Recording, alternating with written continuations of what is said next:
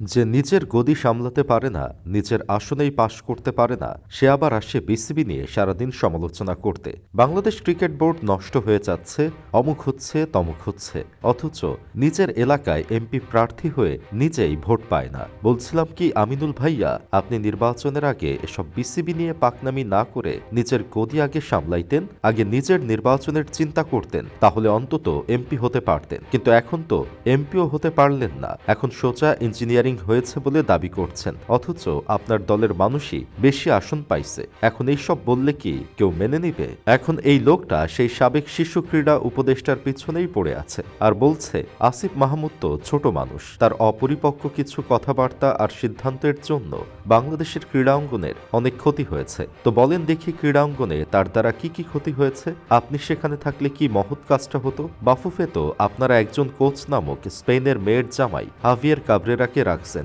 যিনি এই দেশে থাকার চেয়ে নিজের দেশেই বেশি থাকেন আর মাসে মাসে বেতন নেন। সেগুলো কি আপনার চোখে পড়ে না? নাকি ফুটবলার হয়ে আজকাল ক্রিকেটের দিকে একটু বেশি আকর্ষণ কাজ করছে? ফুটবলে তো দিনের পর দিন অবনতিই হচ্ছে, তারপরেও তো একদিন দেখলাম না আপনি ও আপনার সাঙ্গপাঙ্গ মিলে বাফুফের করা অনিয়মের বিরুদ্ধে আওয়াজ তুলতে, অথচ সারাদিন পড়ে থাকেন বিসিবির সভাপতির পিছনে। এখনো তাদেরকে কাজে বাধা দিতে উঠে পড়েই আছেন, আর বিসিবিতে বেশি সময় ফোকাস দিতে গিয়েই নিজের গদি লইড়া গেছে। এজন্য এখন সাবেক ক্রীড়া উপদেষ্টা আসিফ মাহমুদ বলছেন, নির্বাচনে পরাজিত হয়ে মনে মনে ক্রীড়া মন্ত্রী হয়ে বসে থাকা একজনের মাথা নষ্ট হয়ে গেছে। গত ১.৫ বছর ক্রীড়া ক্ষেত্রের জন্য কাজ করতে গিয়ে সবচেয়ে বেশি বিরোধিতা এবং বাধার সম্মুখীন হয়েছি এই একজন থেকে। বারবার ব্যর্থ হয়েও থামিনি সে। প্রথমে বাফুফে দখল করতে চাইল, ব্যর্থ হলো। তারপর থেকে ফুটবলের উন্নয়নে সকল কার্যক্রমে বর্তমান বাফুফে নেতৃত্ব এবং সরকারকে বাধা দিতে থাকলো। তারপর বিসিবিতে একজন ক্রিকেটারকে সামনে রেখে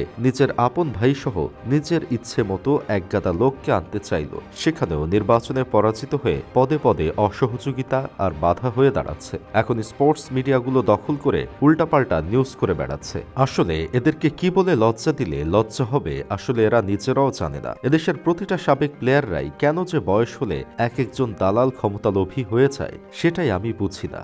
সাকিব, মাশরাফি থেকে শুরু করে ফুটবলার আমিনুল, আবার তামিম ইকবাল, এরা তো দেশের সেরা খেলোয়াড় ছিল। এরা কেন রাজনীতিতে এসে নিজেকে একদম পচানো শুরু করলো?